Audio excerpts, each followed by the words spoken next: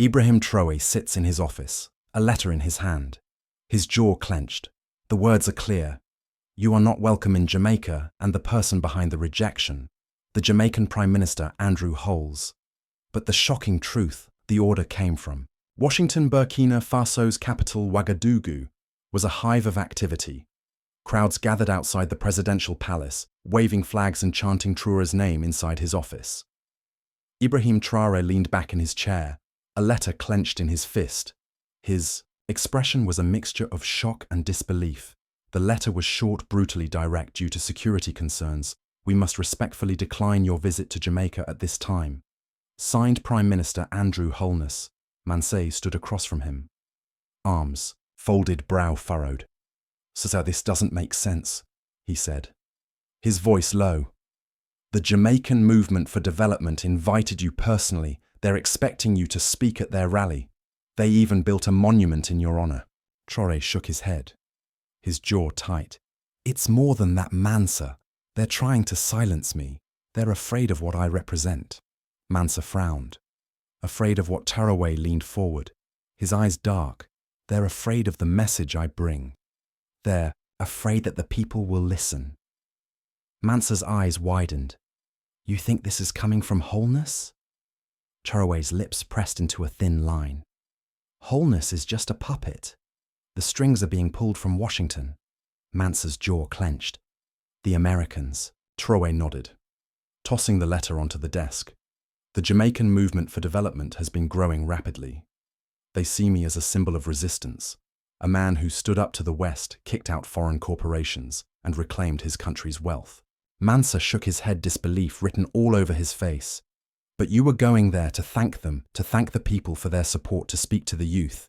How can that be a threat?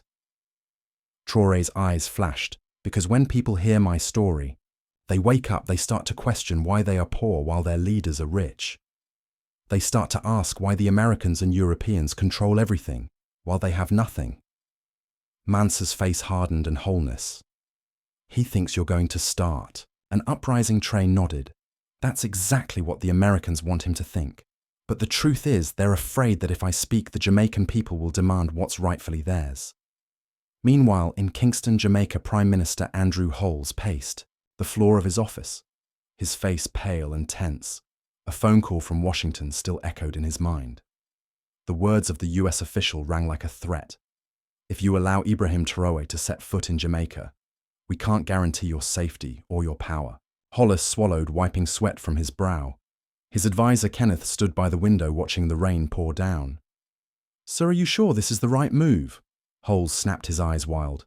What choice do I have, Kenneth? If Traoré gets here, he'll turn the people against me. They already see him as a hero, a man who stood up to the West and won. What if he tells them they can do the same? Kenneth shook his head, his expression grim. But banning him, the people will ask why. They'll demand answers. Holmes's jaw clenched. I'll tell them it's a security risk, that we're protecting them from a dangerous man. Kenneth hesitated. But is that true? Darkened truth. The Americans are the ones who said they couldn't protect me. They made it clear if Traoré steps foot in Kingston, they won't guarantee my safety. Do you understand what that means? Kenneth swallowed. You think they'd do something to you? Holmes's face went pale, or worse. They'll let Traoré do it. Let him turn the people against me. Let the streets erupt in chaos, and then they'll step in and restore order, and guess who they'll blame? Kenneth's eyes widened. You, Holness, nodded, his face ashen. And if the Americans decide to pull their support, I won't last a week back in Ouagadougou. Mansa paced the office, fists clenched. They can't get away with this, sir. The Jamaican people want you there. They built a statue for you in Trenchtown. They see you as a hero, a brother. Traoré stared at the wall, his expression distant. That's exactly why they're afraid, he said quietly. Because they know that if the people hear me speak, they might start asking why they're still poor, why their resources are controlled by foreigners, why their leaders bow to Washington. Mansa leaned forward, eyes fierce. So what do we do? Traoré's eyes blazed. We don't back down, he said, his voice firm. We send a message. If they won't let me come to Jamaica, he stood up, His fists clenched. Then I'll make sure the whole world. Here's what I have to say. Mansar's eyes narrowed. And how do we do that? Traoré's jaw clenched. We go live a public broadcast one. The Americans can't stop. And when I speak, I'll make sure everyone knows why Wholeness really banned me from Jamaica. Mansar nodded, a fierce grin spreading across his face. And when the people hear the truth, they'll know who their real enemy is. But outside the palace, dark figures watched from a distance, cameras clicking, radios crackling. Traoré's every move was being monitored, and somewhere in Washington, powerful men watched and prepared to strike back. Ouagadougou was tense. The air was thick with anticipation. Inside the presidential office, a camera crew set up their equipment. Mansar stood by, his jaw clenched, eyes scanning the room. Traoré sat behind the desk, leaning forward, his hands clasped together. His face was calm, but his eyes burned with fury. Mansar adjusted the microphone. Are you sure about this, sir? Once you say these words, there's no going back. Traoré met his gaze. They tried to silence me now. They will hear me. Mansar nodded. Stepping aside, the cameraman gave a thumbs up. We're live in 3 2 dots. 1 dot dot dot. The camera. Light blinked red. Traoré took a deep breath, locking eyes with the lens. His voice was calm, but each word struck like a hammer to my brothers and sisters in Jamaica. He began, his voice echoing through screens across the Caribbean. I am Ibrahim Traoré, the president of Burkina Faso. I was supposed to visit you. This week, I was supposed to stand with the Jamaican Movement for Development, a group that has shown me great love and support, a group that wants to see a free and prosperous Jamaica. Traoré's eyes narrowed, his jaw tightening.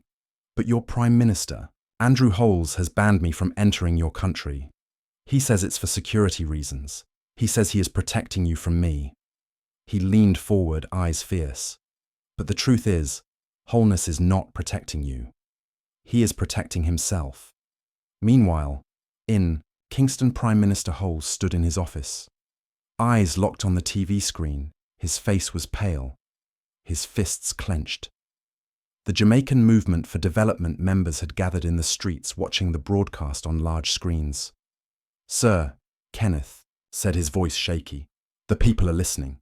They're hanging on to every word. Wholeness swallowed, hard sweat pouring down his face. Turn it off. Cut the broadcast. Kenneth shook his head. We can't. It's streaming from Burkina Faso. We can't control it. Back in Ouagadougou, Traoré's voice grew louder, more intense when I announced, my visit to Jamaica. The people celebrated. They welcomed me with open arms. They built a statue in my honor in Trenchtown. Why? Because they see me as a symbol of hope. A man who stood up to powerful nations and took back what belonged to his people. He paused, his eyes dark, but the Americans didn't like that, and neither did Andrew Holmes. Washington, D.C. Inside a dark conference room, a group of us officials watched the broadcast. Their faces grim. One man clenched his jaw, his eyes cold. This isn't good, he's exposing us. Another leaned forward, his eyes flashing. Shut him down now. Ouagadougou. The broadcast continues. Traoré leaned back, his voice steady. When I decided to visit Jamaica, I didn't come to start trouble. I came to thank the people. I came to stand with those who fight for justice and freedom. But Wholeness said I was a threat. He said I couldn't be protected. His eyes blazed. But who was he protecting? Not you. The people number. He was protecting his own power because he is afraid. Afraid that when you hear my story, you will see how easily your leaders bow to foreign powers. Afraid that you will see that the real enemy isn't me, but those who control your wealth and resources. Kingston streets of Trenchtown, crowds gathered. Around giant screens, hanging on Traoré's every word, young men clenched their fists. Women wiped away tears. Elders shook their heads. One man shouted, he's right. Wholeness only cares about the Americans. A woman nodded, her eyes fierce. We invited him, we wanted him here. Why are they afraid of him? The crowd roared, chanting, we want Traoré, we want Traoré. Prime Minister's office. Kingston Holmes slammed his fist onto the desk. He's turning them against me. Kenneth's eyes were wide. Sir, The people are getting restless. They're shouting Traoré's name in the streets. Holes's face twisted in fear. If they rise up, if they revolt. Kenneth swallowed his, face ashen. Sir, they will Ouagadougou. The final words. Traoré leaned forward, eyes blazing Jamaica. My brothers and sisters, I ask you, why is your leader so afraid of my visit? Why did he ban me from your country? What is he hiding, and who is really pulling? The strings he paused, his face dark, his voice dropping to a deadly whisper. The Americans warned Holness that they couldn't guarantee his safety if I came to Jamaica. But what they really meant was they couldn't guarantee their control over him, because they know that once you hear the truth, you will never be silent again. Mansar stepped forward, ending the broadcast. The screen went dark. Traoré slumped back in his chair, chest heaving. Mansar stared at him, eyes wide. Sir, that was a declaration of war. Traoré finished, his voice low. Now we wait for their response. Outside the palace, people poured into the streets chanting Traoré's name, raising their fists, demanding justice. And in Kingston, Holness watched as his country began to burn. The crowd swarmed the streets, fists